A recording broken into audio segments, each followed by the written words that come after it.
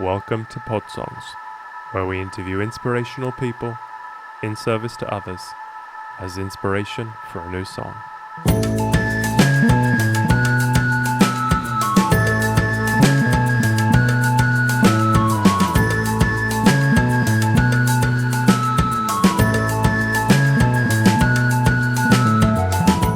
Today's guest is Dr. Gad Saad, a professor of marketing at Concordia University, and my musical collaborator is Aaron Mattison of West Coast group Ezra Bell. Cool. Right. Well, I am very excited. So I think it's going to just be me. I mean, I'm the one who's read the most about Gad Saad and happy to talk to him. And is that okay with you? Oh, of course. Yeah, that's Okay. fine. Yeah. Yeah, I'm very pumped to do this. So Yeah, no, that's great how you had the choice between, because you're a permaculture expert, yeah. huh? Well, I mean, far from expert, but I practice at it. You know, it's one of these things where it's like you can be a crazy engineer and know everything there is to know about it, and then still have emergent problems. Uh-huh. So I went the other route, and it's like, well, I'm going to try the scattershot approach. So I'm going to try a bunch of things, expect about 15-20% of them to fail, and then just keep going. And, you know, Same with me, don't avoid overstudying because, yeah, you learn from these terrible disasters. yes. And then you learn what's like, obviously there's technique that's key, and it keeps you from buying too much stuff, and it keeps you from, overthinking. So definitely. Yeah. And where are you about? So I'm in a little town called Hawkinson, which is, we have about 5,000 people. We're in the foothills just northeast of Portland, in the foothills of the Cascades. My backyard is the Gifford Pinchot National Forest.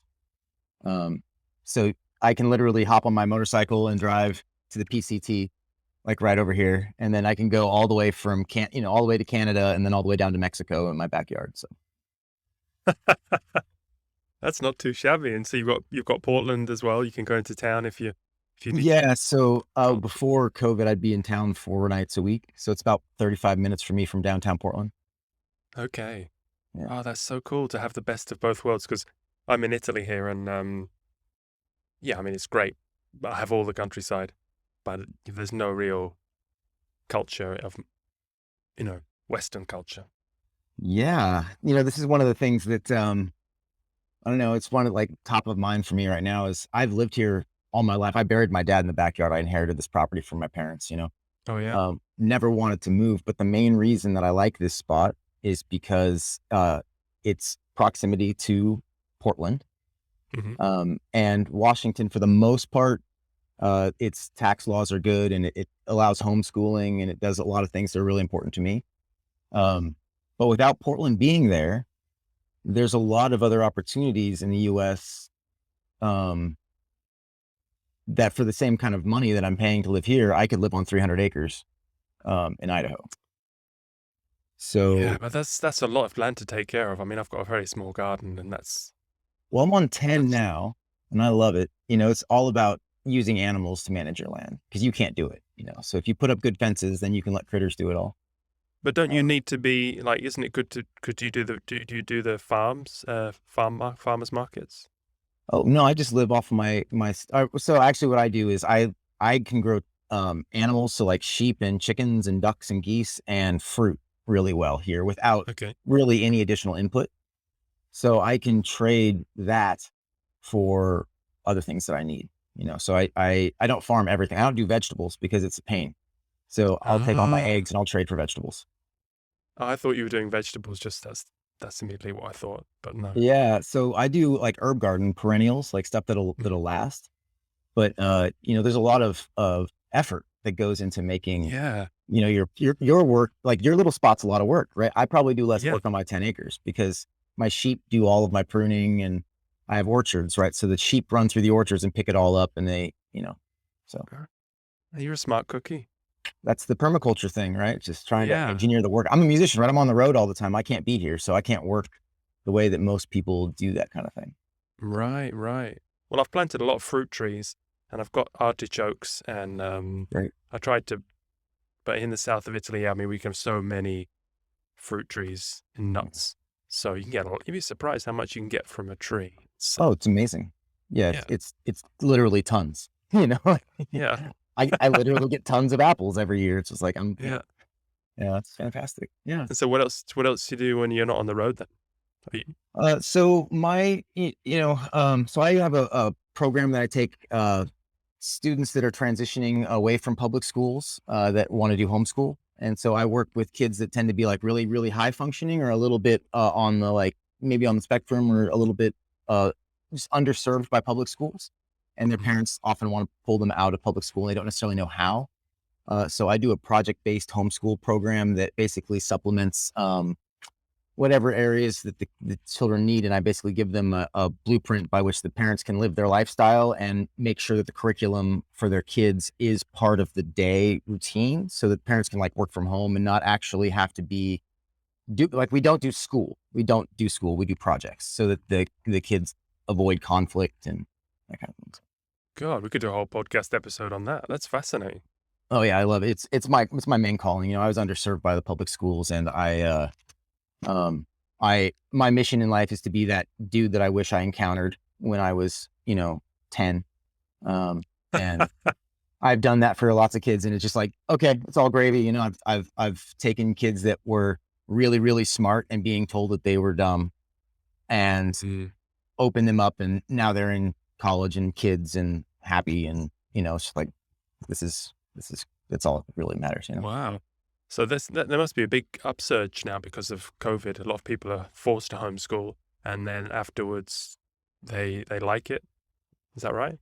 You know, my I was actually when the school shut down, I work in the schools, public schools. I've been volunteering for more than a decade teaching music programs in local schools. So it's a big deal to me, but I loathe the format. I think it's the worst place for kids. I actually think it borders on child abuse to put your kids in a public school. Actually, any school. Kids should be with their parents or their friends of their parents. They shouldn't be with strangers. It's not how children are supposed to be raised. Anyhow, um, yeah, so a lot of homeschooling happening. There's a fair bit of frustration at trying to do school at home.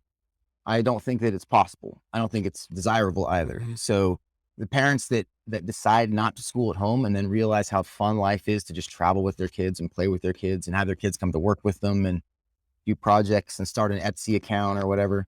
Um, that's my hope. That's my hope. So, Okay, so it's not doing school at home, but with special projects to get kids to think, well, if you want adapt to to learn real life, algebra, or if you really want to learn algebra, okay, and you have a child, you want to teach algebra. Let me rephrase. You okay, don't want to learn, you want to teach algebra. A kid who has a business that they're taking money so they can buy their new gaming computer, and they need to balance their books and build an Excel spreadsheet to balance their books and calculate their setup. Learning how to put the algebra in those cells, you will not have to teach algebra. They will learn algebra. You don't have to do anything, and the kid will actually have a reason to learn algebra. You do not want to connect the neurons where you have a kid who's like work doesn't connect to result because okay. that's short circuits it. It makes frustration, it makes boredom and all that. But work should always be attached to an actual want and need and result in your head. It's a great idea. Yeah, Yeah. I've heard that. Someone said that they forget where I heard it, but they said their child did really well at school because they sat them down and got them to think what they wanted to do, and they said, "I want us to take all the plastic out of the ocean." So they said, yeah, okay, well, you need to learn, geography, and you need to learn, this bit of maths, and you need to learn this languages. And so then they were, it was logotherapy. Yeah. I mean, it was Yep. from meaning. They got their life. Exactly. And they really, I'm literally trying to. I'm working to design an app. I'm in like a wireframe model of an app right now that you can put in. I have a goal. I have an assumption. The world needs to be cleaned up. I have a goal. Clean the plastic out of the ocean. Here are the steps. Here's my timeline. Here's how I'm going to decide that if this step is pass fail. And here's what I'm going to okay, do if I don't pass. So if it does fail, how far back up in the project I'm going to go. And that right. whole thing sets up and interfaces onto like a calendar and a checklist. And like if you have to learn skills or if you need materials or if you need resources, that all pops up in the checklist. There So we go. Synchronicities. yeah. I'm basically trying to do my homeschool program that I do for my students in an app, so that they can just take it home. Because I don't want to, I want to work with kids. I love working with kids, but I don't want to have my time one-to-one with a kid. I want to, make it free and have everybody just have that. You want them to be in an orchard with sheep and perennials. Yeah. I actually shouldn't be involved with your children. You should seek me out, get my tutelage, and then work with your kids. I happen to work with a lot of kids, but there's no reason to have another person. Well, you can have other people that are experts in individual fields work with your kid, but education and like your relationship with your child is your business. Mm-hmm. Well, I haven't got any children, but if I did, I think I'd want them in school as soon as possible. I don't think I would.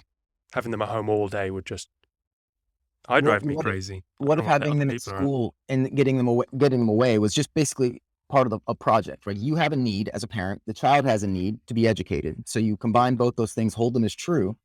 And maybe you have a friend who has a specific craft that your kid is into. And maybe they go there and they apprentice and they take pictures and they blog about it.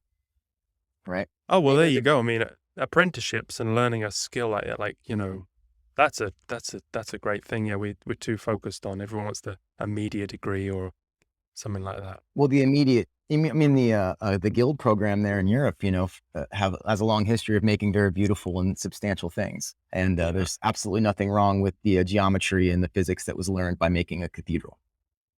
What about the having the friends at school, the camaraderie, is that missing? Well, when you're at school, everybody's the exact same age, right? So you're friends with people that all have the same cognitive deficits as you, and those things compound. And that's why you get these problems with just abhorrent behavior in schools in general. What you want to do is you want to have groups that have older kids and younger kids, so that the younger kids can learn positive role models from kids that are actually better at things, and that the older kids can learn compassion, and that they learn in that group. You never want to have a homogeneous mixture of anything, of ideas, of people, of ages, ever. It's bad. The schools are completely designed to reinforce the cognitive deficits of children, which makes it easier to convince them of certain, you can just go into a regular argument structure because they all are missing that part of their prefrontal cortex to pick up on what you're doing. Wow. It's what we're chatting through Squadcast, the app, and I typed my name in, you didn't type your name in, you just joined. So it gives you an automatic name. And coincidentally, it's Thoughtful Artist. Oh, that. I will take that one. Thank you. Yeah. Beautiful. Okay, so gosh, well, I could keep talking to you all day. I mean, what about the band though? Because that's Ezra Bell. Let's talk a bit about the band. Yeah. So I guess Ezra Bell's a Portland-based band. We've been around for 7 years. It's built around a gentleman named Benjamin Womet. He's the songwriter, and has been pretty much the current strain through. We've had a lot of members. The band's been a big group, like 14 people at one point in time. Oh my God. And to tour with that kind of thing is a problem. And just keep that many people together over time. I think we've had almost 25 band members over the years. Wow. So Ben's the constant current, and Jeremy's the keys and mandolin and all that. He's been a constant current through there. And I picked up with the band after the first album, and I'm the horn player, and I kind of do all the different horn stuff. And we've had a variety of fantastic, like our friends, and I could go over all their names, but all the bass players and drummers and vocalists, and we've had great people over the years that are, they're our friends and family. So sounds like Edward Sharpe or the Polyphonic Spree. I'm getting these sort of images. It's a very interesting music scene in Portland. There's a lot of musicians here. And so it's the truth is it's born out of people that have like started. It's like it was a hangout, and that hangout, in order to like keep the music happening in that hangout, had to get more and more tight into a real band. So it's kind of an emergent thing. And as it grew, it became more professional. The like level of musicianship rose and everything. So So it's just from the love of jam nights. I mean, that's really where it started. But the truth is, Ben must write and sing. It's like it's inner part of Ben's Benness. And I aspire to be a fantastic saxophone player by the time I'm like 80.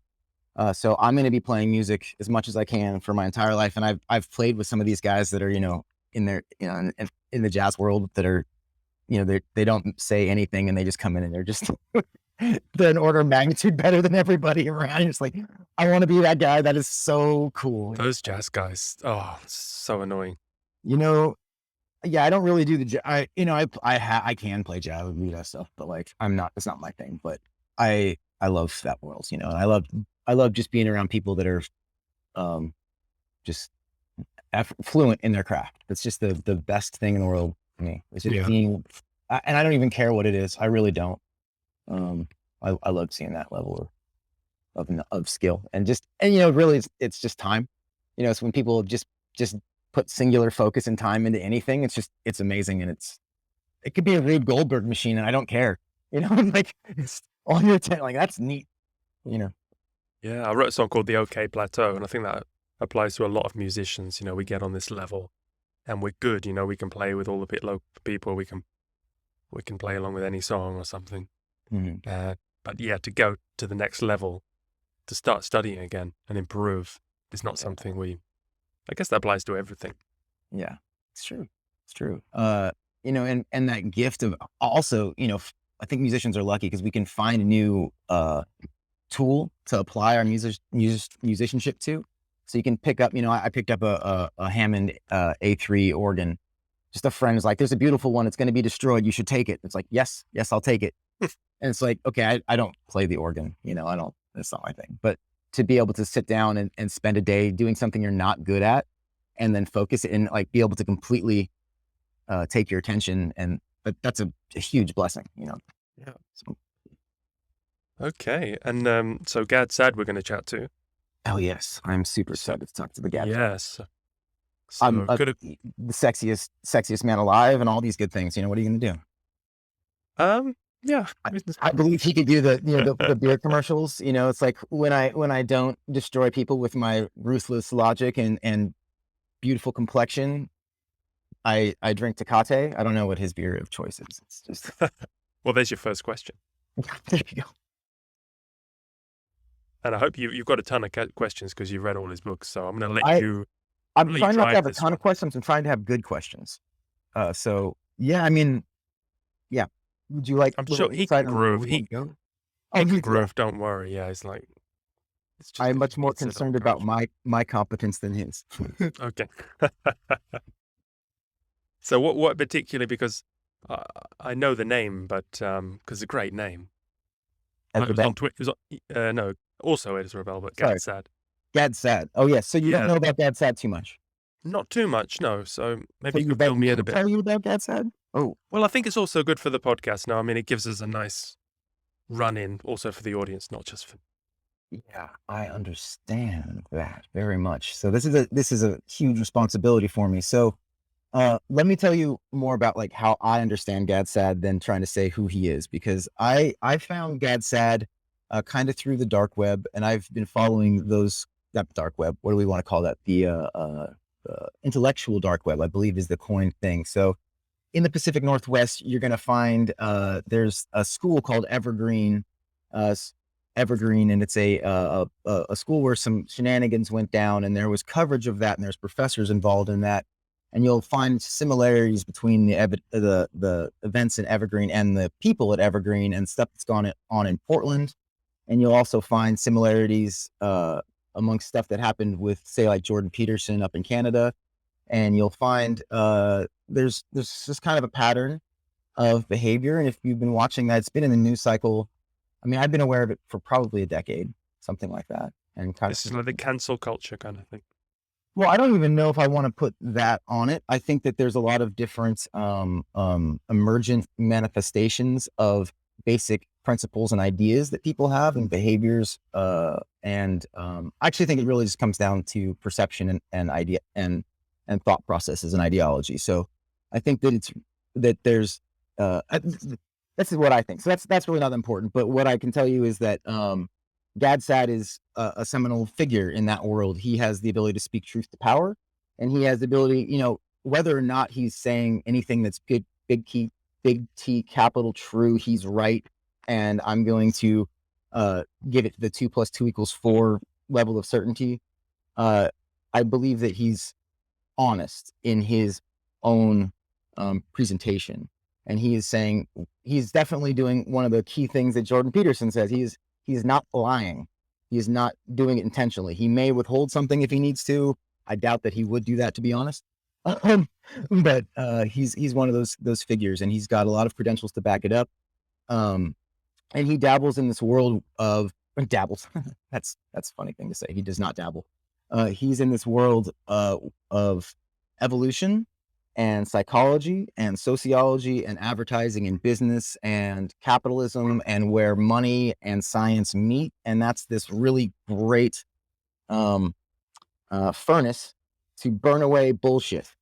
And I think that Gad Saad is a champion of burning away bullshit, and I respect that, and I love it, and I want more of it, and I'm like a moth to a flame. I'm there. Let's do it. Okay. Well, I can hear the song already. You're speaking this poetic language, so. Well, I just play the music, man. We'll get the words from the man himself, and then we'll get you to do your thing too. It'll be beautiful. Brilliant. I can't wait. I love collaborating because it's so many different artists, different times. It's always something. Well, that's the way the human brain's supposed to work. We have, our sanity doesn't come from inside of our head. It comes from bouncing it off of other people, because we can all make misjudgments. And when we have people to work together, that's when we ping in on something that resembles truth or reality or whatever. So let's triangulate something cool together. Yes. Yeah. I'm in. Cool. Me too. Okay. What else did I want to ask? I mean, I was listening to your music. You had Don't Drink Yourself to Death and Let's Move to Vietnam. There's a really great lyrics as well, and great, just happy music as well. Really gives me a good feeling. I'm glad you get a good feeling from it. I think that the music, it's a cathartic thing, right? So a lot of the scenarios that you hear, they're all, well, not all, actually probably all, based on real events and real people that have broken hearts and, life. Life is undoubtedly full of tragedy and suffering, but to affirm that all that tragedy and suffering is beautiful. So that's the thing, is the stories are pretty much all tragic and awful, and hopefully the songs are all beautiful at the same time. And that's kind of that thing we're going for. It does come across that it's a many people's sounds, really like, some bands don't sound like a band, but this really sounds like a group of people who are getting down and having a great time. Oh, yeah. I mean, we're here at my house right now, actually writing our stuff for our next album. We're going to go down to Florida next week and record it, so that will be released next year. And we're dropping our current album basically while we're in Florida. So we make music as much as we can. And right now we live apart. And so the excuse to get together at this place and be in the trees and the green and around animals and make music is pretty amazing. Why Florida? That's about as far away as you can go for you. Well, in music world, it's odd. The man himself. Hey, indeed. how are you? Oh, fantastic. So pleased to see you, sir. Likewise. Sorry, let me just set this up. How are you guys doing? Fantastic. Great, thank you. All right. You'll guide me through the process, because I'm not exactly sure what I'm walking into. Sure. Well, this is Aaron from Ezra Bell, the band. He's just outside Portland. I'm in a cupboard in Italy. Wow. Having a heavily padded room. Okay. And so we're just gonna hear from you to get inspired about a song. Got it. Okay. Let's do it whenever you're ready. How long are we going for? Till is it 45 minutes? Yeah, 45 minutes to an hour. Okay. Thank you. Okay. Anytime you're ready. Sure. So first of all, I am just super excited to meet you, sir. I've been following you for, I don't know, probably about a decade. I don't know. I've read both, actually read both your books. And when I found out that I got to talk to you, this is a true story, and I had to make note of it. I literally saw the email and I was like, oh, hopped on Audible, downloaded your books. One of them was free, which was outstanding. And the other one, the only thing I have to say is I wish you had narrated, because I loved your voice and I was waiting for it, and it's okay. So I hopped on my motorcycle and I rode around in the foothills out here, and I listened to your books, and there's nothing wrong with that experience. Oh, that's wonderful. Thank you. You're very kind. I tried quite strongly to convince the audio publisher to allow me to narrate the book, but for whatever reason, maybe they didn't want to pay me the money that I would have asked for, or whatever the process was. They said, well, we'll just go with an in-house narrator. So believe me, I tried to change their opinions, but I could tell you that Joe Rogan, when I appeared on his show last, he spent about 5 minutes berating me that it wasn't done in my voice. So I think I learned my lesson because I don't want Joe to be angry with me. Well, I don't think it's you, but I would say that they were objectively wrong. I'm not saying he didn't do a good job. He did a great job, and compliments to that guy. I couldn't do it. So, but Thank you. yeah. Cheers.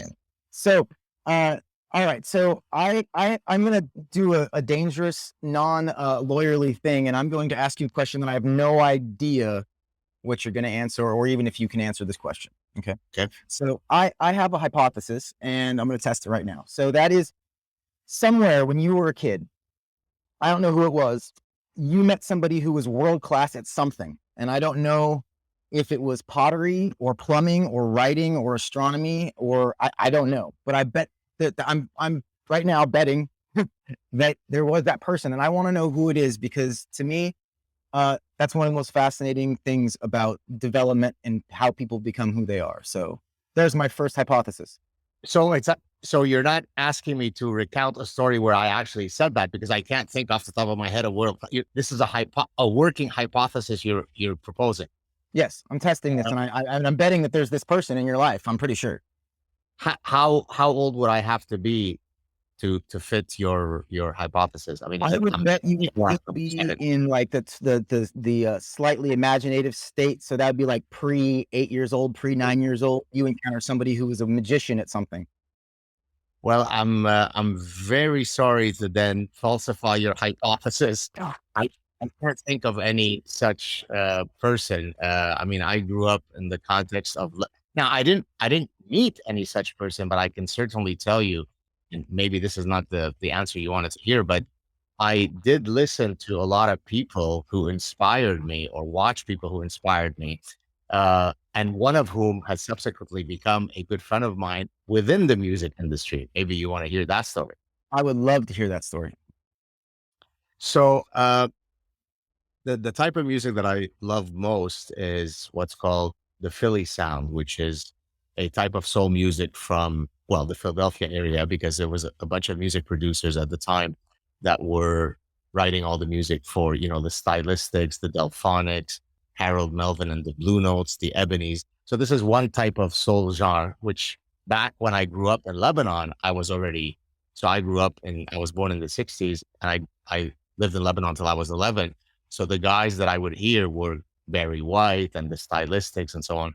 And in 2001, when I was a professor at University of California, Irvine, I decided on a whim, thinking that I had more influence than I actually did have, or more money than I actually did have. I decided to contact the management group of the Stylistics to see how much it would cost to have the Stylistics play a private concert. Well, I was quickly disabused of the notion that professors make enough money to hire the Stylistics. So then I hung on to that dream. Fast forward about 15 years later, I'm now, a lot more known. I have this show that's watched by many people. I decided, okay, well, maybe there's a new angle that I can meet. I'm trying to, at this point, meet. So my musical hero, whom I didn't meet in my childhood, had I met him when I was 7, it would have supported your hypothesis. So I reached out and I said, look, I'd like to maybe invite Russell Tompkins Jr., who's the former lead singer of the Stylistics. He's very known for having this beautiful falsetto voice. And so I said, would it be possible for me to have him come on the show? To make the long story short, I never heard back from them. And I had my daughter at the time, who was about 8 years old. My children have grown up listening to this music. She kept insisting, because she was very excited that maybe he would come on my show. She kept insisting, be persistent. Not unlike how Jack here was persistent to get me. Persistence works. And so after, a couple of emails and so on, one day I'm sitting watching soccer Saturday morning, and I get a phone call on the landline. We almost never get phone calls on the landline. And it's written on the caller ID, Russell Tompkins Jr. I pick up the phone and says, oh, may I speak to Professor Saad? I said, speaking. I already knew it was him. And he goes, oh, this is Russell Tompkins Jr.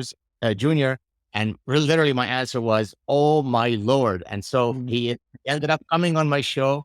We ended up becoming friends. I visited him in Philadelphia. We hung out. So the guy who was singing these unbelievably haunting ballads in my ear when I was an 8-year-old boy who didn't necessarily understand English very well at the time, 40 years later became a friend of mine. So I think that's the closest that I'm going to come to supporting your hypothesis. Yeah.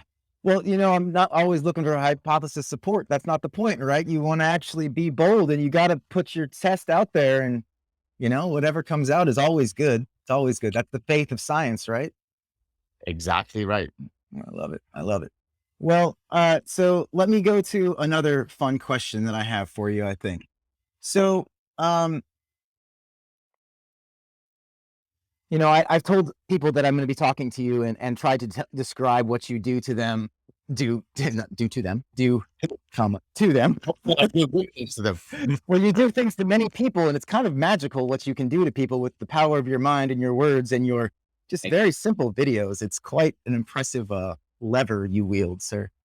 But so evolution, this is what we're talking about, right? And it applies, at least in my understanding, it applies at various levels of resolution. And it's a principle, right? It's an algorithm maybe that applies at various levels of resolution. And we can apply it with tons of power, and we can misapply it with tons of power.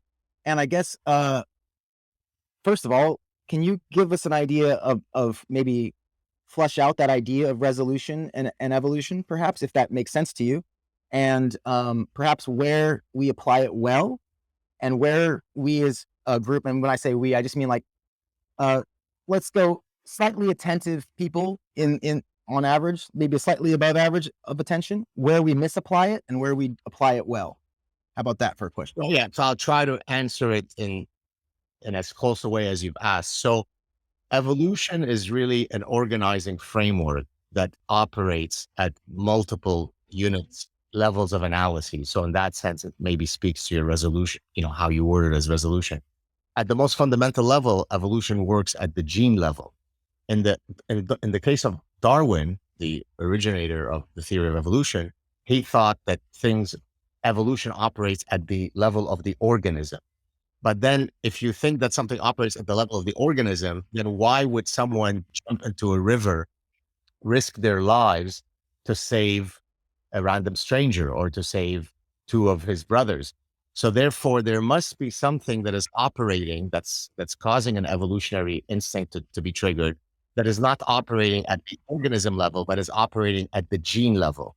So natural selection operates at the gene level. But there are some who argue, for example, David Sloan Wilson, who's an evolutionary biologist, he argues that evolution could also work at the group level, although this is an idea that very few evolutionists accept. But I'm answering it because it kind of speaks to, at least the best that I can, understanding your resolution question. So group selection would be, this is David Sloan Wilson's argument. If you take two groups, one group has high religiosity, the other group has low to no religiosity. So he argues that there are selection pressures, evolutionary pressures, for the group that has greater religiosity to outsurvive the one with lesser religiosity, because by being religious, it builds greater communality, greater cohesion, greater likelihood of cooperation, because it's creating a delineation between us versus them. So in this case, he is using a group selectionist argument, one group out-surviving another group. Now, most evolutionists don't like that argument because they argue that you could bring it down to a lower resolution. That which you can explain at the group level can be explained at the gene level. Okay, so that, I don't know if that answers your first question, but that's the best that I can do. Is that okay? Yes, the best that you can do is more than okay. It's fantastic. So I guess my follow-up would be, so when somebody wanted to perhaps maybe personify, maybe the wrong word, evolution into, say, physics, saying that, the larger bodies that are aggregating things, that's just a product of the evolution in physics, that would be just a colloquial term. That wouldn't be something that would be kosher, correct? Yeah. So in answering your last question, I'll also answer the second part of your previous question, because I think it was a two-part, because you asked about how does evolution ever is misapplied or misfires? Typically, so let me answer that question first, then I'll answer the physics. So usually when we talk about misfirings, this is how I would explain it. So take, for example, obsessive compulsive disorder. The fact that we should scan the environment for environmental threats, for example, the fact that I'm actually a bit of a germaphobe. So even before COVID, I will wash my hands carefully. I don't like to touch doorknobs and so on. So I've got this whole ritual to always make sure that I'm free of pathogens. Well, within certain normal levels, it makes sense to scan the environment for threats, right? So the fact that I check that the back door is locked before I tuck in my children to bed makes evolutionary sense. The problem with OCD is where this otherwise adaptive process becomes maladaptive because it misfires, it hyperactivates, right? So whereas you and I might wash our hands one time in the bathroom, make sure that our hands are clean, and then move on to the next stage of our day, the OCD sufferer who suffers from germ contamination will spend 4 hours washing their hands and scalding hot water where their skin is peeling because they can't extricate themselves from the warning flag. So most of us, the mechanism is adaptive in that there is a warning flag. I tend to it. I ensure that there is no environmental threat. The flag goes down and I move on with my day. The OCD sufferer has this hyperactivation of the flag, and then they are stuck in this infinite loop. So typically when we talk about misfirings in evolution, at least this is how I would apply that. Now, to your question about physics, in several of my writings, and certainly in my first book, The Evolutionary Basis of Consumption, in chapter 2, I have a huge table where I demonstrate all of the rich areas where evolutionary principles are applied outside of what you would typically think evolution applying in. So typically we think of evolution applying, of course, in biology, in ecology, the way I apply it in the study of the human mind. But there's an endless number of other places where evolutionary principles have been infused. And so let me give you some of the more surprising ones. Mhm. So for example, there's a field called Darwinian literary criticism, where you basically study literature via the evolutionary lens. How would that be? Well, literature moves us because it says or it tells stories that have these universal themes that I can read a poem from ancient Greece about sexual longing or parent-child conflict or sibling rivalry or paternity uncertainty, and I can completely understand what this poet 2,500 years ago, at a time that seems so distant. He didn't know iPhones. He didn't know about Squadcast. He didn't know about planes, but yet the software running his brain is identical to the software that's running our brain in this conversation. And so applying an evolutionary lens to study literature becomes the field known as Darwinian literary criticism. So evolutionary architecture is the application of evolutionary principles to study architectural designs. The idea being that we can think of many animals that are great architects: the beaver that builds the dam, the bird that builds the beautiful nest, the snake that builds a mound of leaves so that it can lay its egg in the middle of the mound. It has to be at an exact temperature down to 1 decimal point.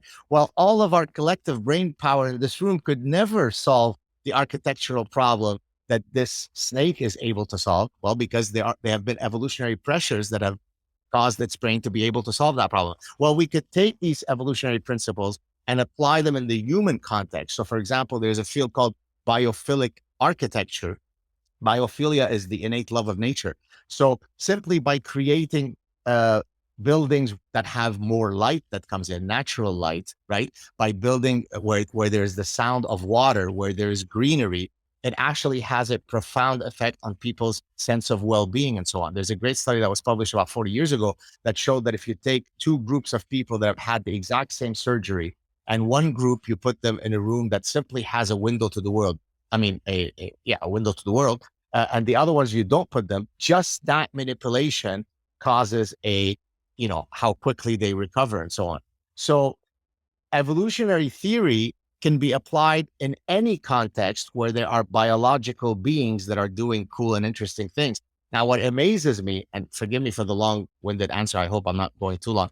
Uh, what amazes me is that a lot of people are perfectly happy to apply evolutionary principles to study every single species on Earth except one, called human beings. Or they're perfectly happy to use evolution to explain human phenomena as long as the human phenomena stops at the neck. In other words, to explain the evolution of our opposable thumbs, oh, that's great work, Dr. Saad. But what kind of Nazi are you to use evolution to explain the evolution of the human mind? Surely you don't think that human beings are prone to the same evolutionary forces as your dog and the mosquito and the zebra. And so this is known as the human reticence effect. People are reticent to use evolutionary thinking to explain human behavior, because that certainly is too gauche and crass and reductionist. Reductionist, in a sense, refers to your earlier resolution story. Yes. Well, I can tell you what kind of a Nazi you are. You're a piss poor one. You're not good at it all. You're not good at it all. Yeah, this is perfect. So, one of the big questions that I had for you, I guess it's more personal, is who are we? And so when we're talking evolutionary strategies, there's all these different game theories that all these species have played out. And I know you've studied the different game theories of humans, right? That there's different niches. Okay, well, there's people, I'm going to give you a list of people that I think all fall into this category that probably I don't understand where they come from in evolutionary terms. So I'm going to just try some on you. Let's try a guy like Andy No, or a guy like Benjamin Boyce, or James Corbett. I bet you know some of these names: Peter Boghossian, Jordan Peterson, yourself, Socrates. There's this wonderful guy named Augustus Landmesser. I don't know if you know who Augustus Landmesser is. I don't know the last guys, no. He's got a picture like this, and there's a bunch of Nazis throwing salutes around him, and he's just throwing the grumpy face. Oh, he's the guy who's not doing what everybody else is doing. Be that guy. Oh, yes. Okay, what is his name again? August Landmesser. And what do we know what happened to that guy? I don't know for sure, obviously, because I wasn't there, but from what I understand, he got conscripted and fought. He had a Jewish ballerina or dancer, somebody in there that was his lover or wife or something, and he made a go of it, and he didn't win, but he definitely tried, and that's, a respectable part. And then there's another guy that I do want to mention, is a similar guy. His name's Don Alejo Garza. He's a Mexican gentleman who's like a grandfather who went toe to toe with the cartels, and he didn't survive, but he made a good showing of it. And there's this role. There's people that are the nails to be perhaps hammered down, perhaps to build something stronger. I don't know the evolutionary strategy of those of us who are willing to do that. It's an interesting. We're not a Bowery bird. I don't know if it's an expensive. Bowery bird. I love that. I love that. Do I have a giant tail? Am I demonstrating the fact that I have fitness and good genes, and am culturally appropriating your sexual machismo because we're here to go ahead and call it out? I don't know. So all these guys that you mentioned, I'm assuming the point that you're getting at is that they're all exhibiting some form of courage in each of their endeavors, right? That's the general idea, right? The guy who doesn't go with the Nazis, Socrates, who is executed, and I'm of course honored to be named in the same breath as Socrates. Well, look, there are two ways to look at that. One way is if you presume that the person who is engaging in these acts of courage is doing it with an ulterior motive, peacocking, right? I'm going to take the great risk because to those who take the great risks come the great rewards. In an evolutionary sense, I get my pick of the ladies if I am a high status guy. Then certainly there's an evolutionary way by which we can explain why it is that risk taking and great courage and heroism have an evolutionary reward system. I think though that in a pragmatic day-to-day perspective, the reason that each of the people that you mentioned in your list do what they do is because that's just an innate part of their personhood. So for example, oftentimes people ask me, why is it that I do what I do? And there are several answers. One is literally just because the random combination of my genes that led to me having green eyes also led to me being someone who just can't keep quiet when I see bullshit floating around. I just get personally injured.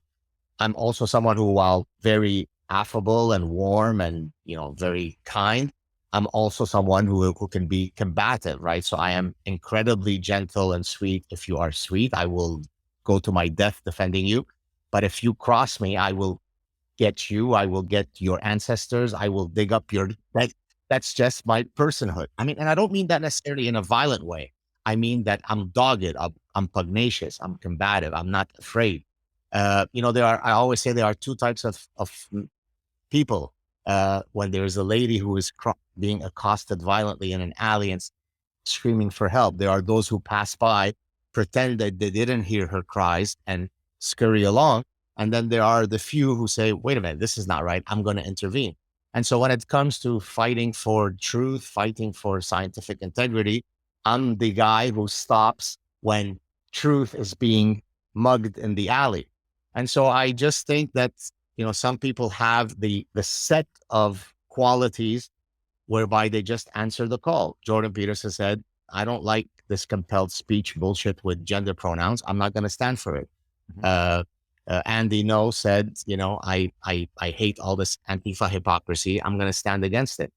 I think maybe one difference, if I may, since you asked specifically about me, one difference between me and some of the other guys is that there literally is no sacred cow that I won't touch. So other people, will specialize. Andy's more Antifa guy. Jordan became known for gender pronoun guy.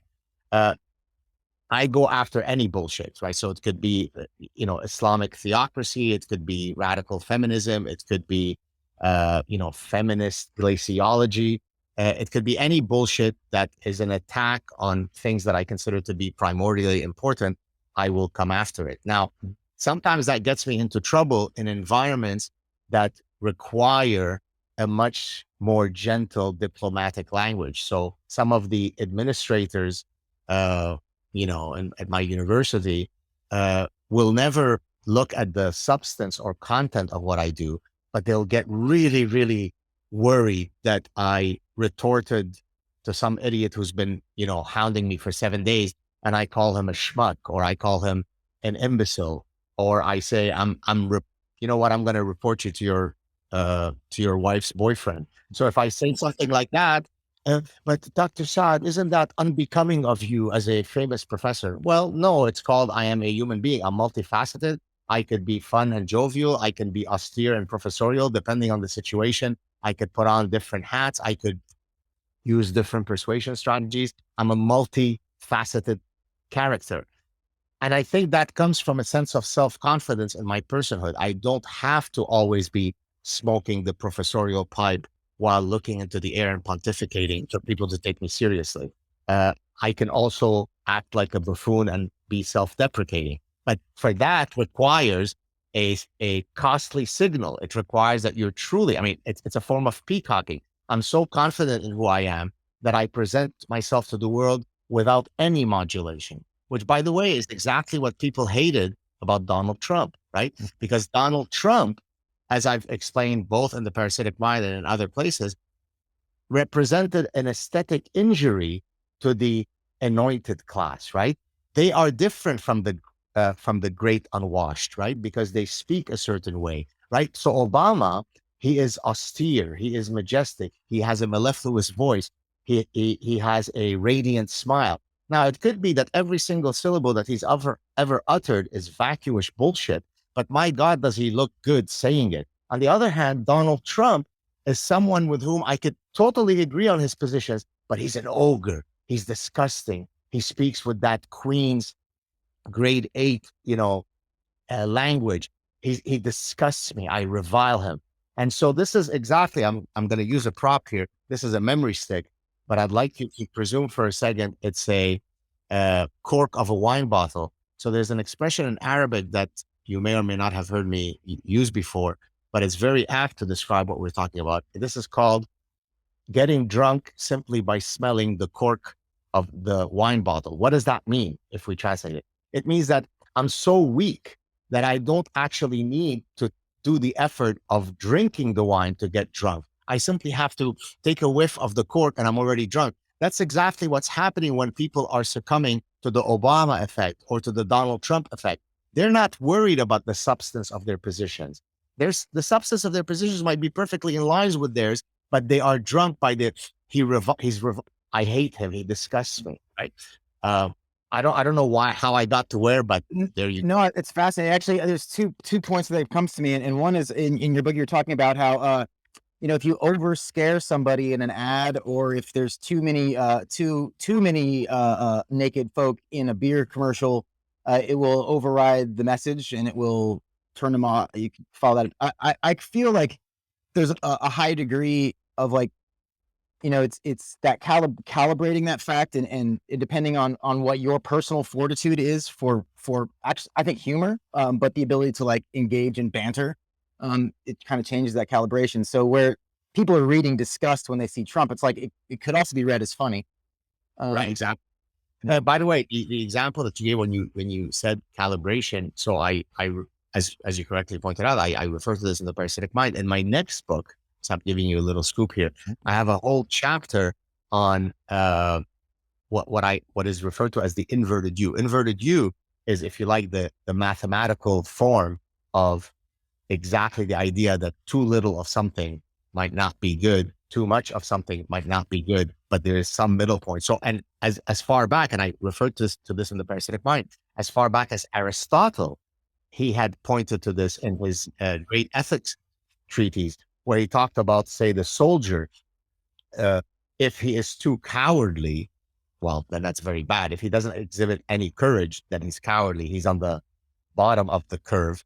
But if he is too courageous to the extent of being reckless in his courage, then that also is not very good. So there is some golden mean whereby you are not within the cowardly range and you're not within the reckless range. And so I actually argue in my next book that many phenomenon at many levels of resolution, to point to your earlier word, whether it be at the cellular level in our brain, whether it be at the individual level, whether it be at the societal level, all of these phenomena follow an inverted U shape. And so I'll be talking about that in my next book.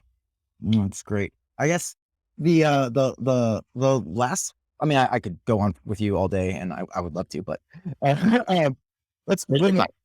Thank you.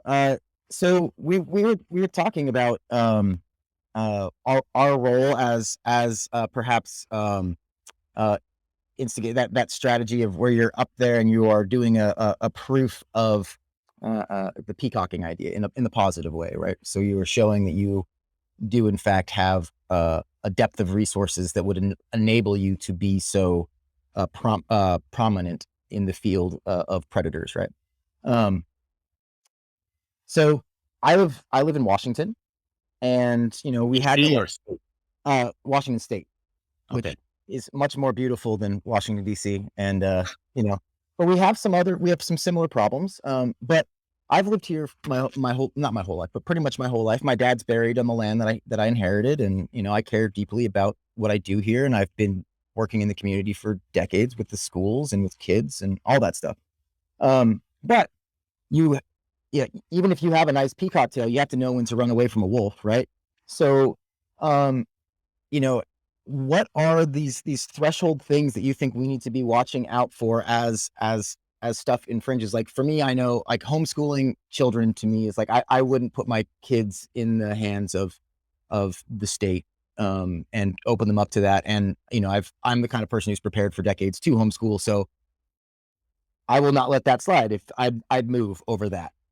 Similarly, I would move over, like if for example, chaos spilled out of Portland into where I live, and I was not permitted to have firearms, I would leave. Right. There's various level of red lines that we need to have, and I'm kind of curious to hear you talk about that from your personal feelings, and also just, hey, this is somebody who studied evolution, and these are dire things that can affect your genes, which is kind of something you should pay attention to. Yeah, well, great big question. I could talk about this for an hour. Look, when I tell people, so in chapter 8 of the book, it's a call to actions chapter where I'm imploring people to activate their inner honey badger, don't diffuse responsibility, use your voice. In saying that, it's not as though I'm not aware of the fact that people have real fears and real concerns. I'm afraid to be fired. I have young children. I don't want my friends to unfriend me. So some of them are a bit more pathetic, the excuses. Some of them are more, pragmatically true. But my rebuttal typically for people, so this, I'm answering your sort of red line question.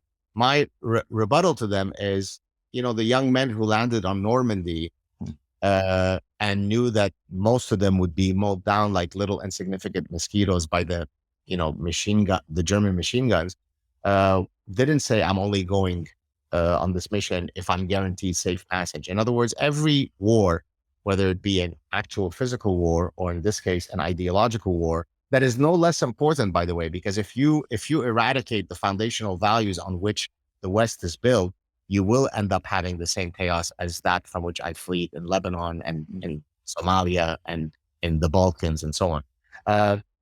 So I think we have reached that red line. It's not hyperbolic, because what's happening, the reason why people don't activate their inner honey badger is because they don't have the imagination to extrapolate where the current trend takes us eventually, right? So, for example, freedom of speech. So the reason why I have a chapter where it's the non-negotiable elements of a free society, at least that's what I state, right?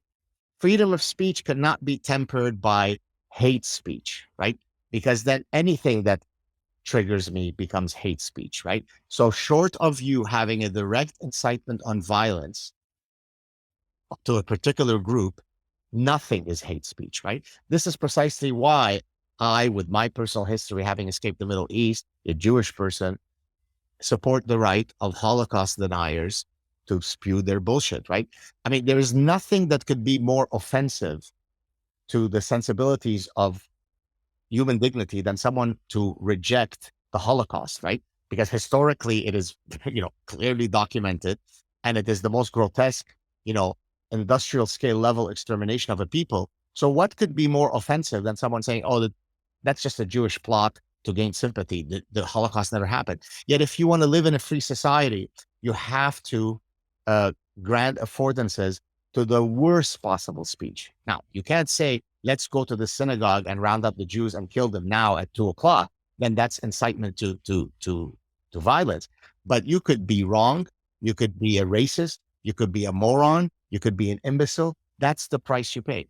So the second that a society is already trying to temper and to put delineation as to what is allowed speech, you've already crossed that red line. So we're already way past that point. You can't study this in university. Don't study sex differences because you'd be a bigot. Don't study racial differences, or study racial differences as long as the results come out in a way that is politically correct. If the results come out in a way that's not politically correct, then you file away those results, Nazi. Got it? Well, that's called forbidden knowledge. So people don't have the capacity. They're busy. They're myopically busy in their daily lives, right? It's my daughter's graduation tomorrow. Oh, we're out of tomatoes. I've got to go and pick up my tomatoes. I've got to go to the grocery store. Let someone else worry about these grand issues. And anyways, we live pretty nicely here in Washington State. I think Gad Saad is exaggerating the problem. No, Gad Saad is not exaggerating the problem. He's got the experience and knowledge, and if I may say wisdom, to say that if we continue on this pace in 20 years, 50 years, 100 years, you're going to come to an eventuality that if you were living, you will regret that you didn't participate earlier. So, so the question then becomes, well, have we reached the red line? We have.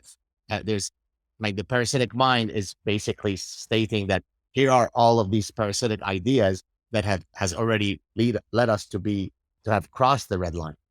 The question then becomes, so this kind of answers your other part of your question.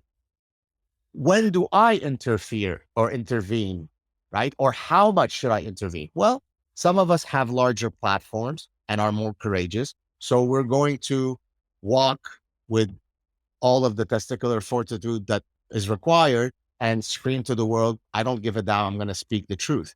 Others might be less courageous, have smaller forum. Well, maybe they could just challenge their friend privately when that person puts up some bullshit thing about people menstruate, not women. Oh, really, Johnny? Explain that to me. How is that the case, right? So or your professor says something in class that completely defies logic.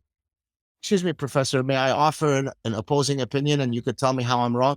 So in other words, once the red line is crossed, it is up to each individual to determine how they wish to intervene to that intrusion. Some of us more forcefully, some of us more publicly. But what you can't do is say, for individual reasons, I'm not willing to at all intervene. And regrettably, the silent majority all fall in this category, right? So I receive a gazillion emails every day from around the world, from all sorts of people. Thank you so much, Dr. Saad, for what you do. You're my hero. And please, if you're ever going to read this, don't mention my name. I usually reply, not to be ungracious to their kind words, but I said, oh, by the way, don't you think that last sentence that you put is exactly why we are in this problem? The fact that you can't even muster the courage to stand next to the person who is taking all the risks suggests that you may be part of the problem, right?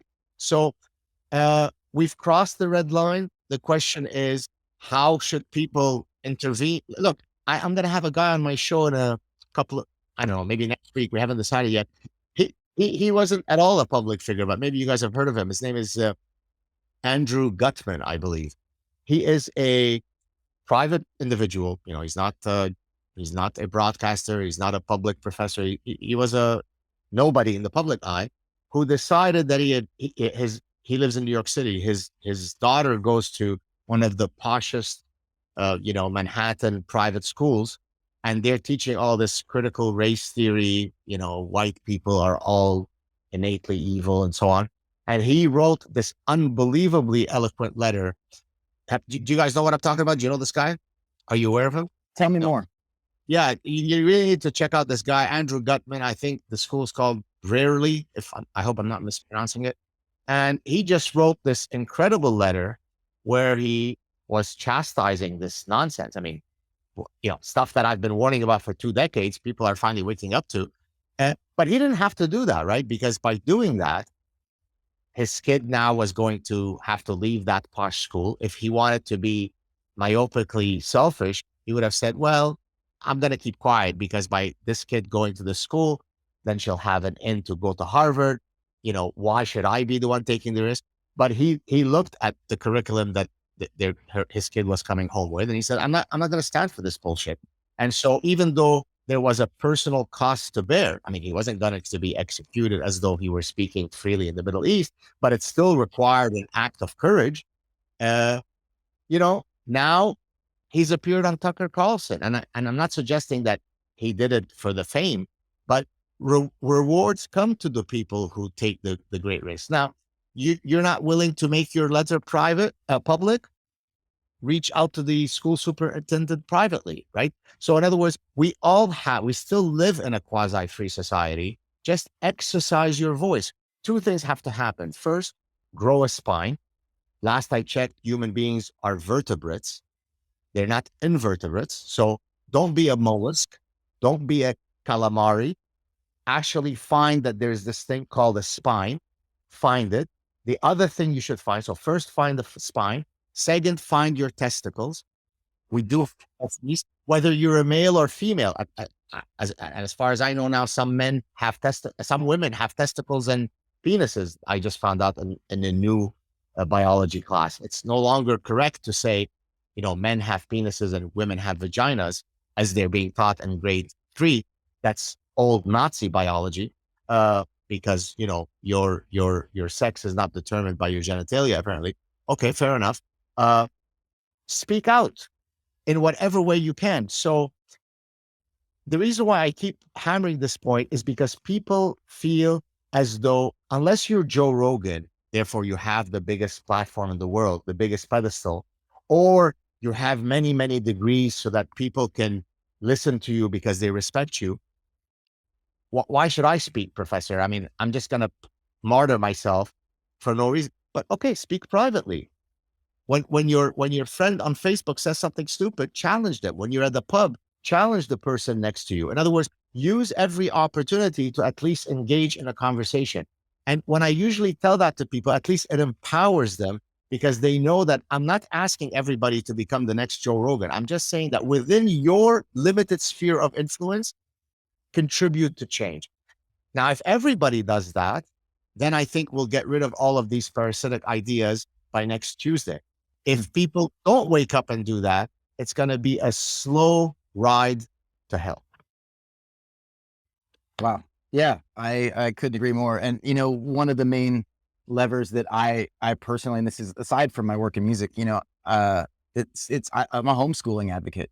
And it's one of the things that we have in the US that, oh, not in all of the US, but in a lot of the US that is a real freedom. And, you know, that's actually one of the things that, like I said, it's like, yes, you speak out and do something. And so to me, it's like, yeah, you have the direct, like, what can you, your sphere of influence first and foremost is your family, right? Your kids.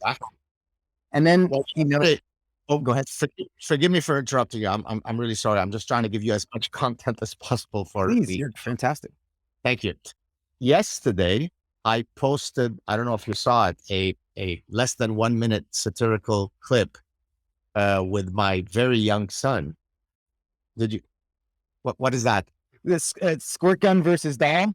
Oh, very good. Yeah, exactly right. So what was I doing there? Right. What I was basically doing is I was mocking the idea that it is toy preferences that socially construct gender roles. Right. I mean, if it weren't for Linda playing with the doll and Bubba playing with the truck and gun, then Bubba wouldn't be bench pressing 8 times more than Linda. It's social construction that causes. There are no anatomical, physiological, hormonal, biological, behavioral differences between men and women otherwise. I mean, only Nazis would think so. So what I did there, now the reason why I used my son and the reason why you hear him at the end crack up is because he's in on the joke. He's living with the Godfather. And so I understand your point about homeschooling because look, there are also values in children. There's a benefit in children being socialized with other kids. But if sending your kid to school is going to result in them being, you know, brainwashed with all these idea pathogens that I then have to undo the idea pathogens when you come home at night, then in a sense, I'm also homeschooling, even though they're going. So I'll give you just another quick example. My children came home and they said that I think it was their science teacher, she had in the whatever platform they were using an image of BLM, right? As her thing. Okay. So then I wrote to the principal. I covered this in one of my Saad Truth clips. I wrote to the principal, I mean, very politely, right? And I said, this is, you know, unacceptable. It's unacceptable on 2 levels. It's unacceptable, number 1, for a teacher to be expressing political views. She's a science teacher. She's expressing her political views and she's doing it to young children. But secondly, this is not the place to do it, right? So for example, I'm someone who's very, very outspoken. I mean, you can't be more public than I am. And yet when I am in class as a university professor and I'm teaching the course that I have been, assigned to teach, never do my positions come into the classroom. I never talk about these things. So if you're taking a course with me where we're doing consumer psychology, and sometimes students, because they come into the course, they're already fans, they've already seen me and so on.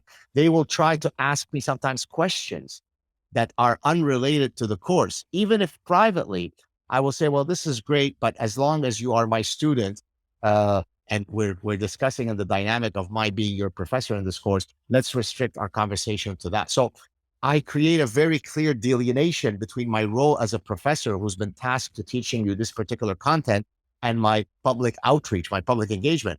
To now have a science teacher put BLM.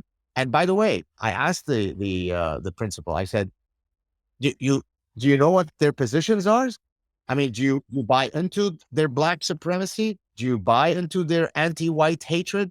Do you buy their Marxist position?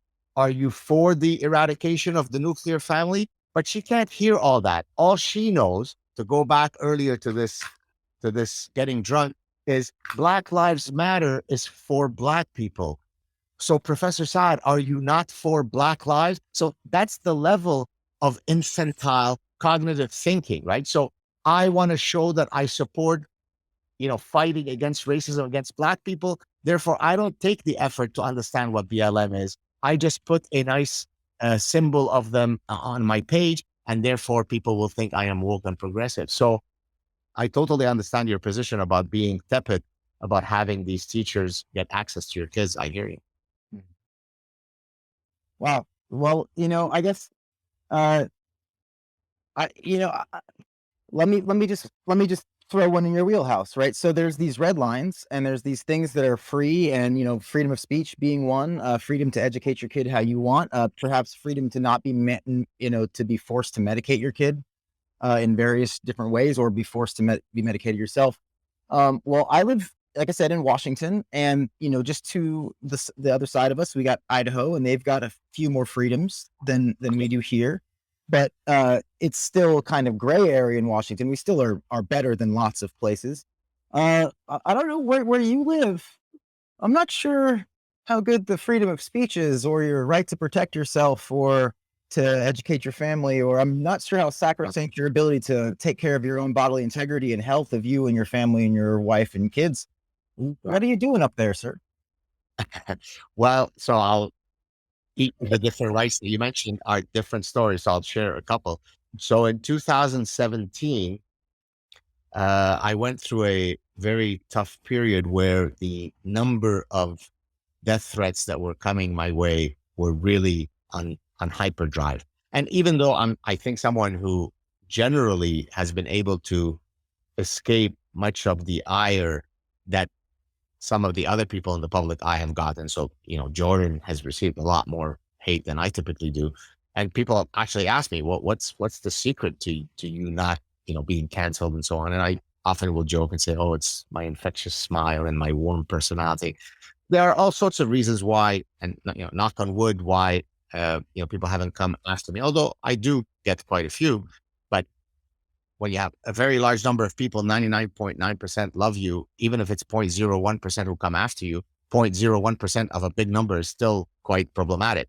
Now, in 2017, for various reasons, there were a lot of death threats coming my way. Hey, Jew, we're going to boil you this way. Jew, you're going to be the one at the oven. We're going to do this. We're going to do that.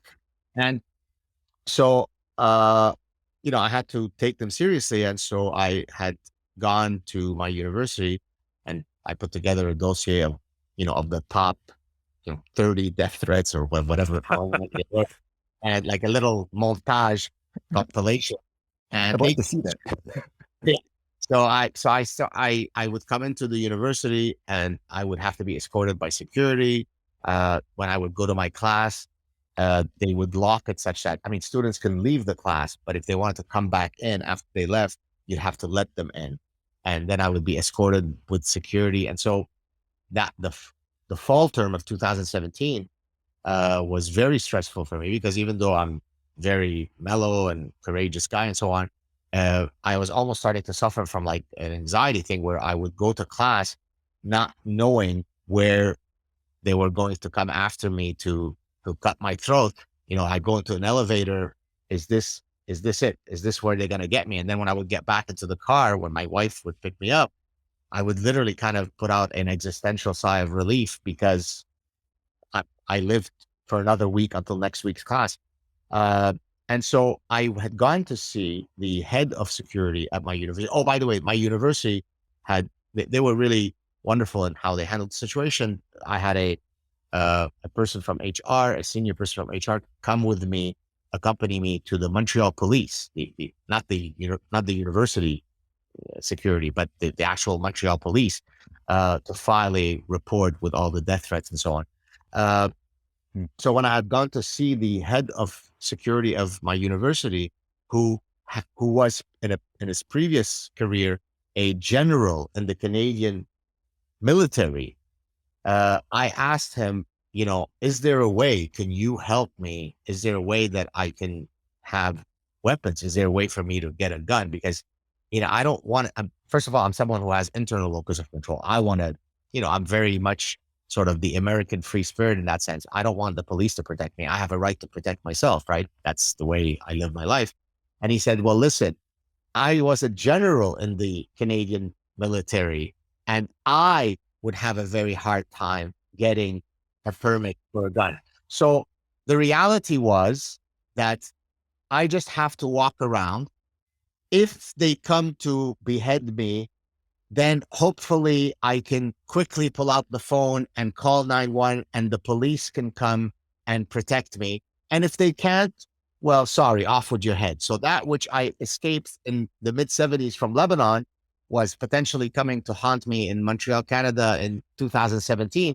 So that speaks to your question of do I have the inherent right of the Second Amendment that you guys have to protect myself? And it's a categorical no in Canada. So I'm just a sitting duck. Now, the good news, just to finish that story, is that, nothing came of it and the death threats died down and fine. Everything is fine now. When it comes to freedom of speech, we don't have the protection of the First Amendment in Canada. So there are hate speech, the limitations of what. So for example, are you allowed to say something that is critical of a religion, or is that marginalizing members of that religion? Well, in the context of the protection of the First Amendment, you'll be protected. In the context of Europe or Canada, if they can make an argument that your criticism of that religion was a manifestation of hate speech, then you're in trouble. And so on any of the freedoms that are certainly enshrined in the context of the US, we are less protected in Canada. And so from that perspective, it's tough to be here.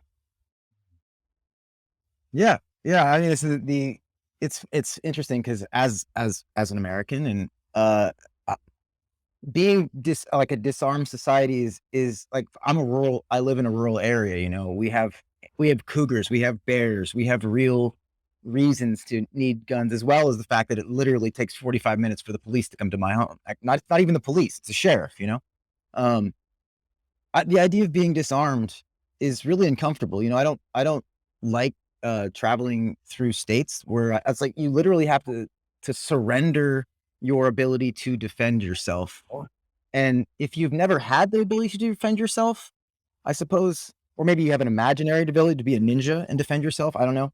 But it's such a ritual to like actually pull something off your hip and put it in the thing, unload it, lock it up, and like, oh, this is a bad thing. It's very foreign to me, but I know that my perspective is very foreign to most people that from Europe and from Canada, or maybe not from Canada as much, but yeah.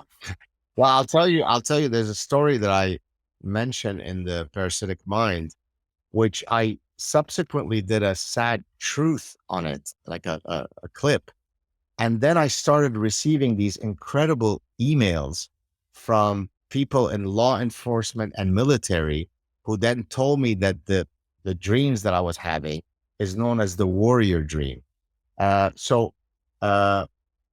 don't know how far you read in the Parasitic Mind, but at one point I talk about how for many, many years, 2+ decades after we had left Lebanon, I haven't had such a dream probably in at least a decade, but for probably 20, 25 years after, we had escaped from Lebanon, I would have a nightmare, a constantly recurring nightmare, in one of two forms. So we're being, they're coming to get us as they were coming in Lebanon. And I have a gun, weapons to protect myself, and I run out of ammunition. Or the other version is the gun stops working. And then I usually wake up in a panic. So either through no longer having any ammunition to defend myself, or just because it stops working, what is triggering is how helpless I was, which is exactly how we were as sitting ducks in Lebanon. So in a sense, my inability to defend myself in the context of what happened in 2017, where it is up to the police to be around and hopefully get to me before they behead me, was a manifestation of the nightmare that I had for all those years where I was literally helpless, right? So I so admire that spirit in the United States where, if you come on my property, now, the only way that I was able to instantiate some sense of owning weapons is that for 20 years or so, they've now both passed away, but we've had my children have always grown up, and even before we've had children, we've grown up with Belgian Shepherds in our home. Now, if you know, or maybe you don't know, Belgian Shepherds are the dogs that are used in all of the commando units around the world. The Israeli, I mean, the guys who killed bin Laden, and the guy who literally killed bin Laden was on my show, and he's become a good friend. They had a Belgian Shepherd with them. And so, in a sense, having these Belgian Shepherds was the closest that I could come to, being weaponized, because if anything, if you know Belgian Shepherds, it's probably safer to walk with Belgian Shepherds around than it is to walk with guns. People are a lot more afraid when they see these guys. So in a sense, I felt that sense of internal locus of control, of being protected when I would walk with my Belgians. And so in a sense, I look at the American context with envy, that you guys can push it even much. You can have the Belgian Shepherd and the gun in your pocket. But one other quick story. And this is I'm not at all a gun person. I've only gone once to a gun range. Actually, I have a very good friend of mine who is a FBI special agent, and he had taken me to a gun range in California, and with a third person who was also this big gun expert. And the joke with this special agent friend of mine is incredible, because we could be in any context, he's always armed, but you wouldn't even know it. So like we're at, and I would joke with it. So I would say, okay, his name is Fred. I don't think he would mind that I say his first name. I would say, okay, Fred, we're right now at the beach. You're in a swimsuit. Where is your gun? He said, oh, here you go. Then he would put his hand down. How the hell did that come? So, I mean, the guy could pull out a gun from his eyeball. It was coming out of his ear. It was in his sachet. It was in his thing. It was in his car. Now, of course, he's an FBI special agent. He's expected to be carrying a gun. But I really felt envious. I thought, this guy could really walk around. I walk around with my courage, and I'm unarmed. Now, that takes courage. He's walking around fully armed. Maybe that doesn't take as much. So, I mean, imagine how I would be walking in the world if I was, carrying a gun. Yeah, that's it. Actually, if I'd like to make this is just my personal thing. I'd like to make a plea. I'm going to speak on behalf of Americans. This is a strange thing to do, but there's two things that it comes to mind, and I think it's really important if you've never owned and or carried a firearm. And this is just completely random, so forgive me for going on my soapbox, but I love talking to you. So, first of all, it's not that you come on my property and I blow you away.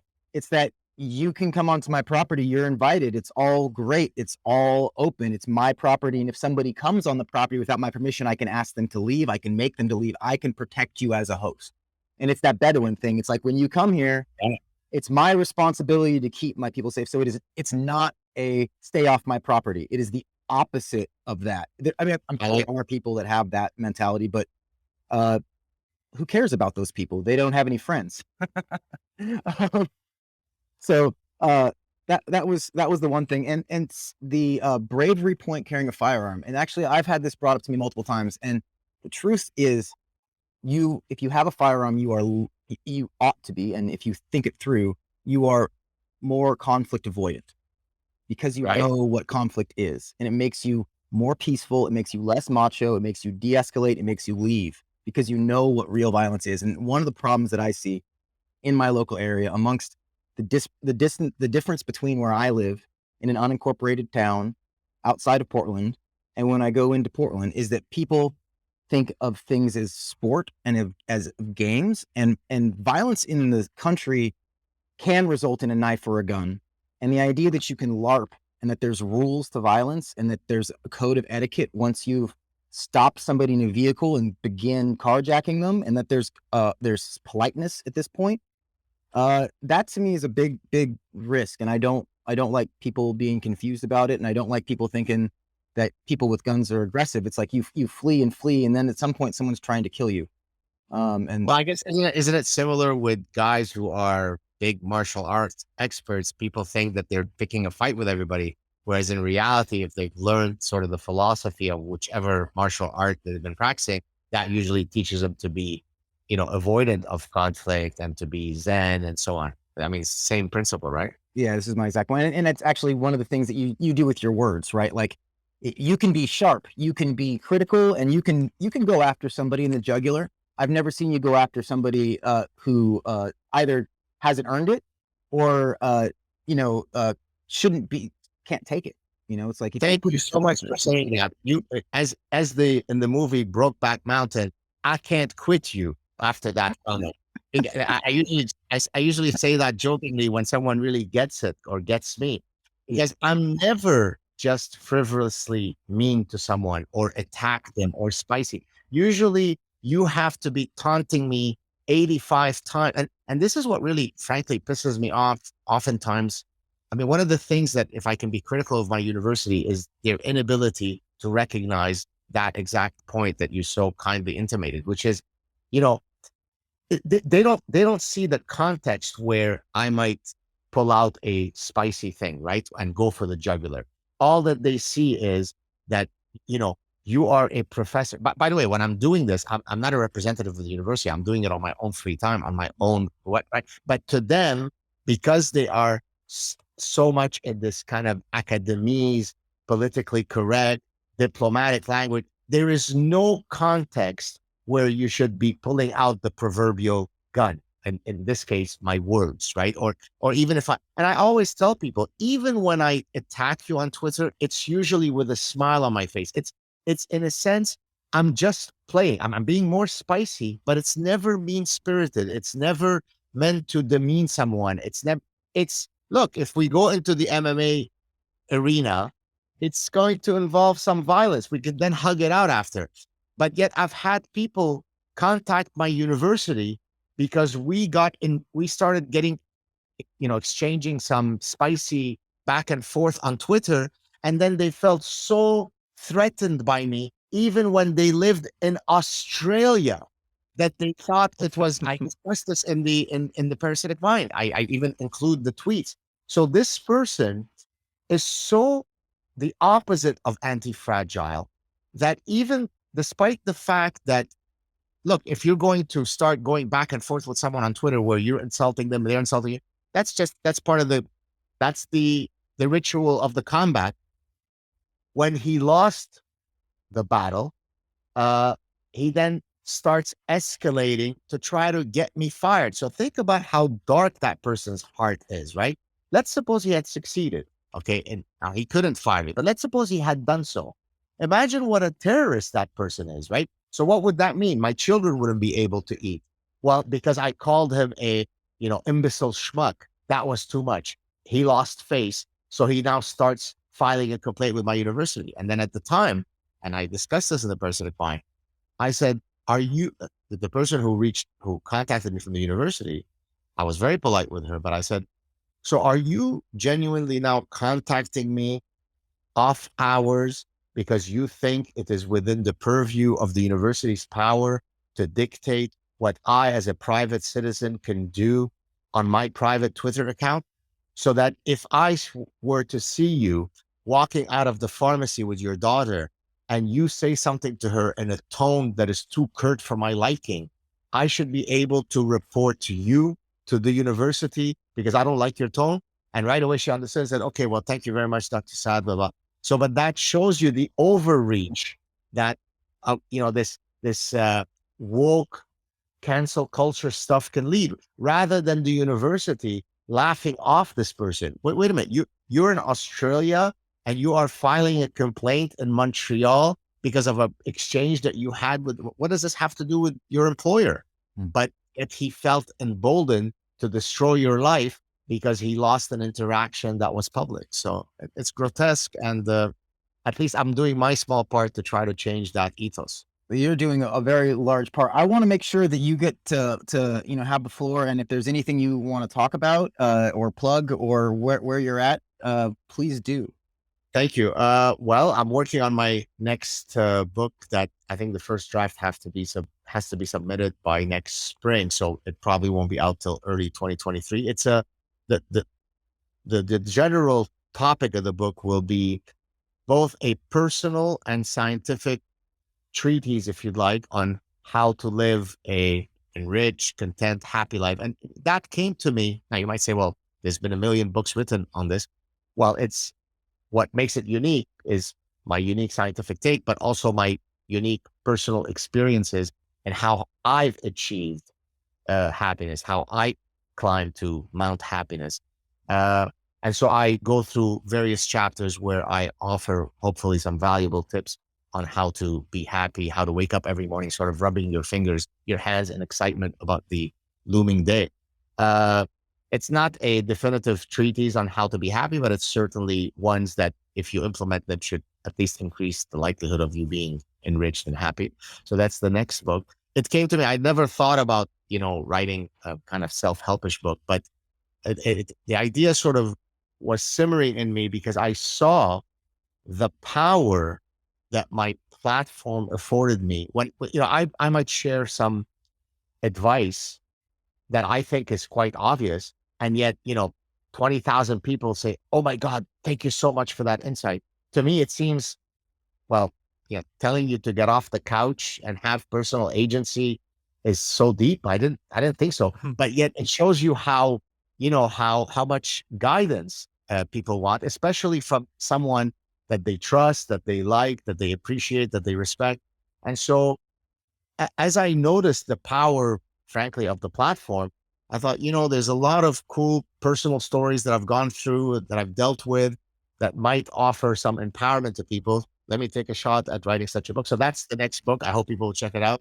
I have a show, The Saad Truth, both on my podcast and on YouTube.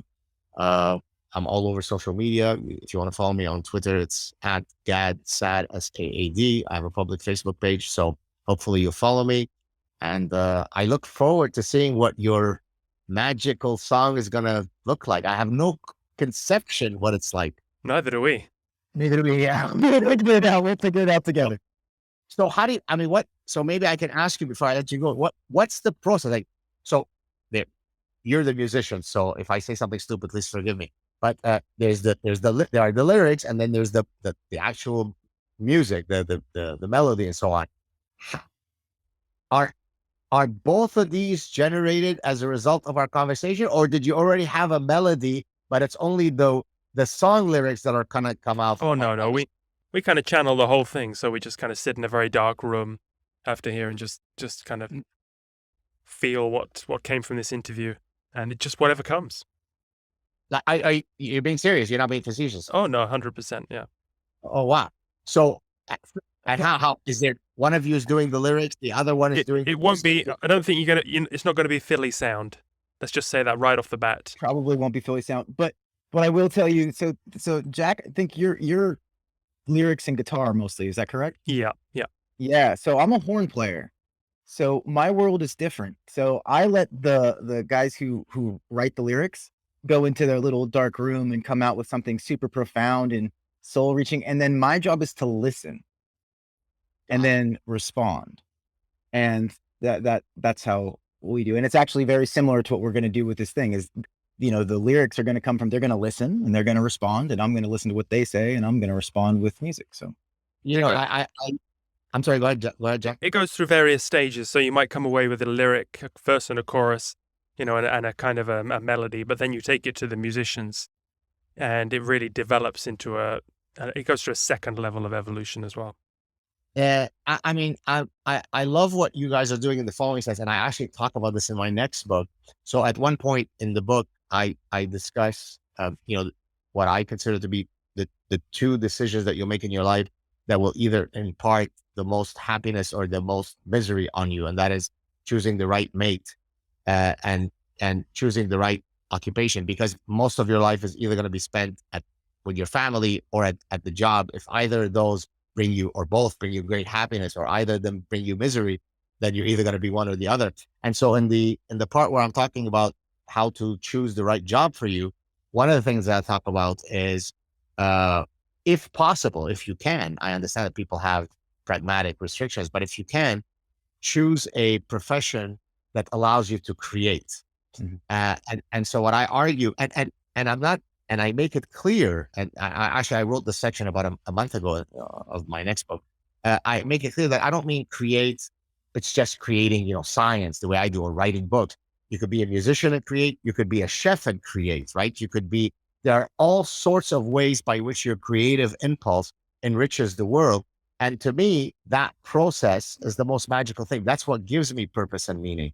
And so in that sense, I could link my love for creation with what you guys are doing, because that's literally what you're doing. You're having a chat and then you're creating something. So for me, that's fascinating. What's the process? I know how I create, whether it be a scientific paper or a book, there is a process I go to, but yet I don't know what's your process of creation. And that to me is a fascinating thing. Well, it's definitely a magical process, because every time I have an interview, I'm not confident that I'm going to come up with the song this time, even though I've done it 100 times before. It's something outside of ourselves. Beautiful. I love it. That's interesting. I have kind of I consider myself a craftsman, not an artist, really.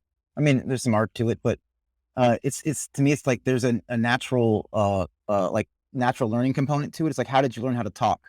Right? You listened and you babbled and you kind of honed in on a thing, and that got reinforced with some dopamine, and it got more and more accurate. So that same mechanism of just like literally listening and like forming the dialogue in your head, and like, because you hear it's, it's like Piagetti, you play the game before you know the rules. So you sit there and you listen, and it happens. And then because you have the capacity in your hands and your fingers and your mouth to make it happen, you can then bring it forth, So it's beautiful. What's the timeline? Like, when will you release the final creation? When will that happen? About 3 months. That sounds about right. Yeah. Ezra Bell is going to be in the studio next week in Florida to record the art component, and then we're going to send it to Jack. I think that's okay. Jack? Yeah.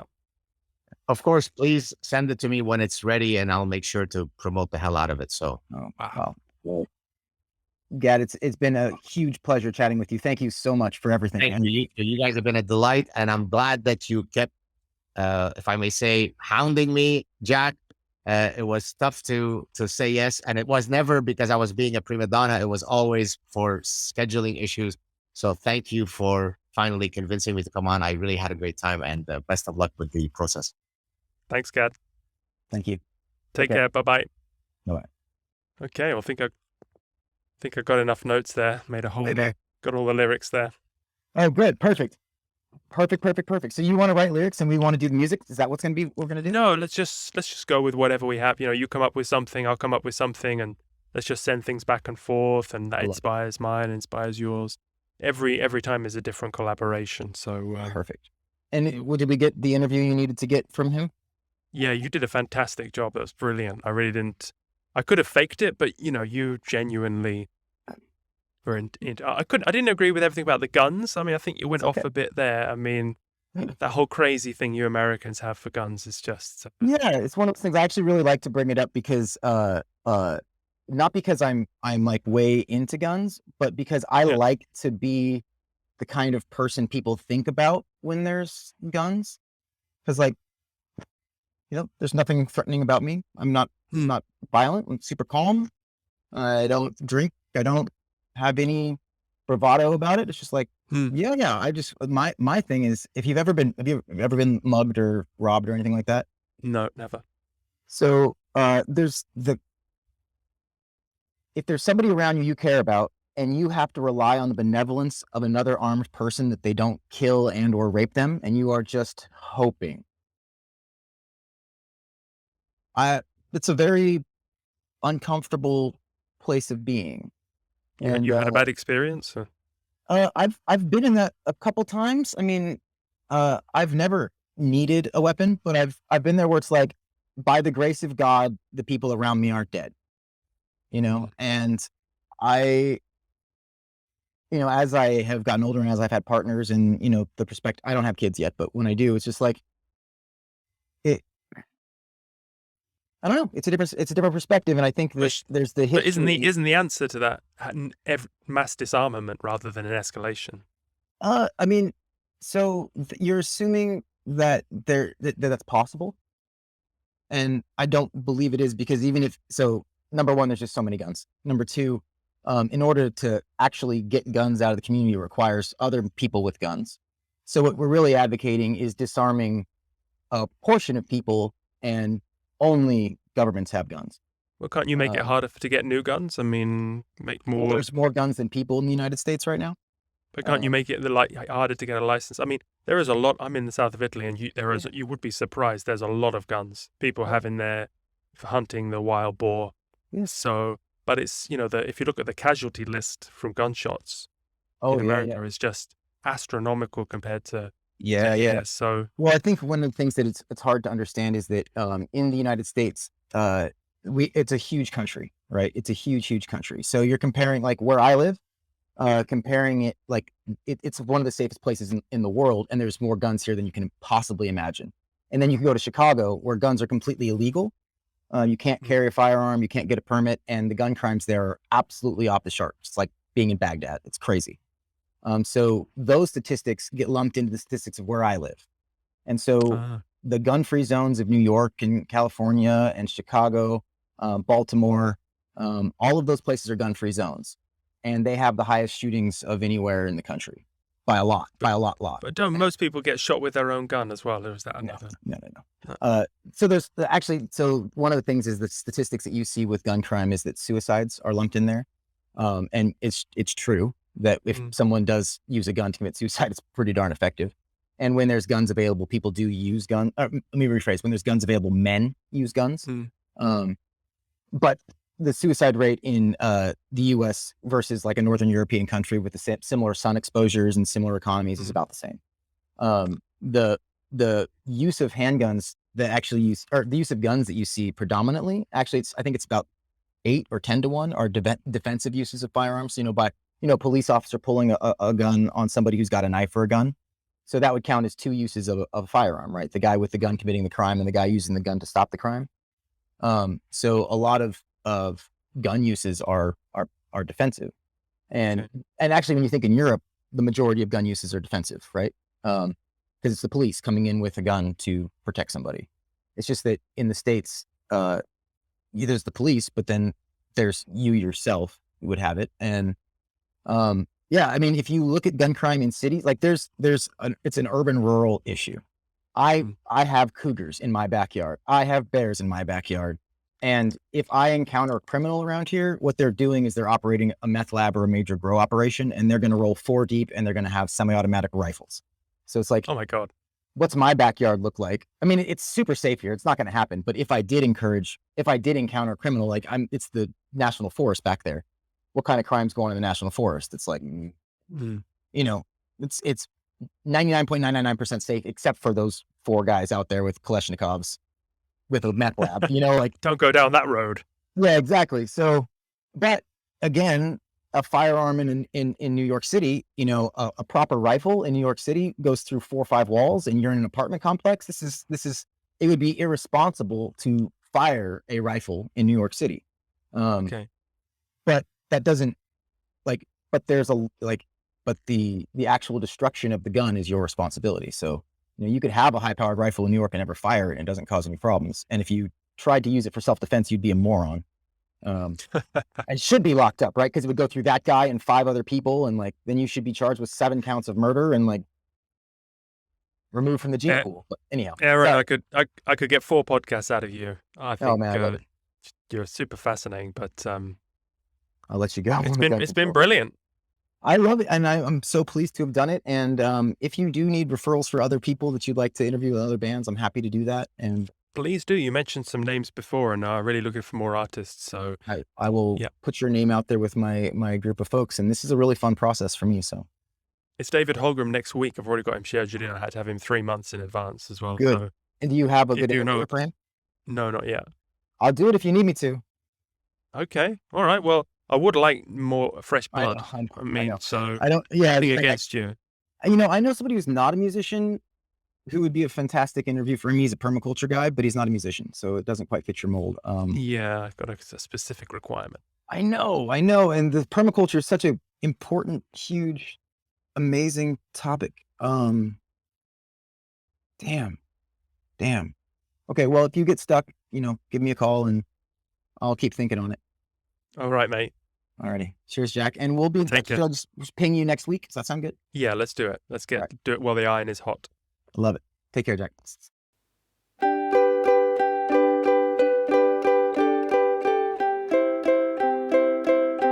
In infectious ideas, common fears, no pretense. Like pathogens are ravaging our common sense. Platitudes are fueling feuds and logic's out the window. Think and learn to discern by yourself. 'Cause you're drunk on the cork, seduced by a smell, a fragrance of empathy, you're under its spell. Drunk on the cork, peripheral cues, an odor corrupting a subterfuge.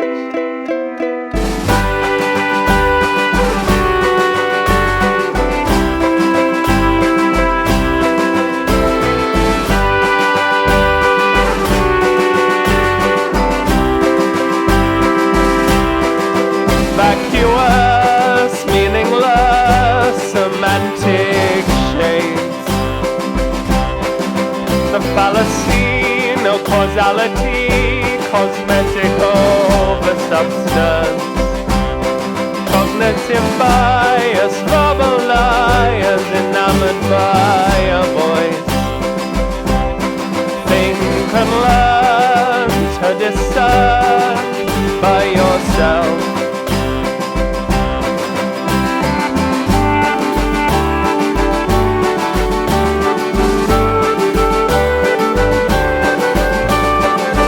'Cause you're drunk on the cork, seduced by a smell, a fragrance of empathy, you're under its spell. Drunk on the cork, peripheral cues, an odor corrupting a subterfuge.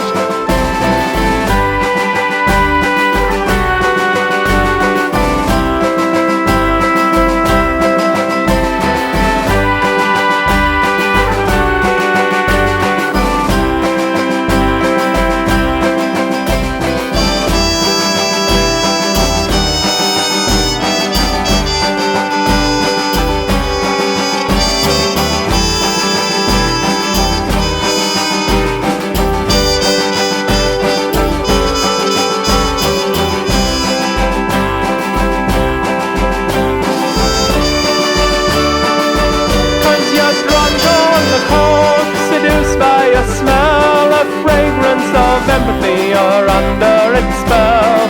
Drunk on the cork, peripheral cues, an odor corrupting a subterfuge. Drunk on the cork.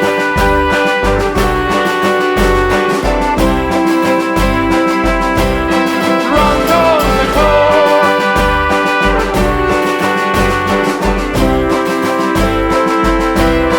Drunk on the cork.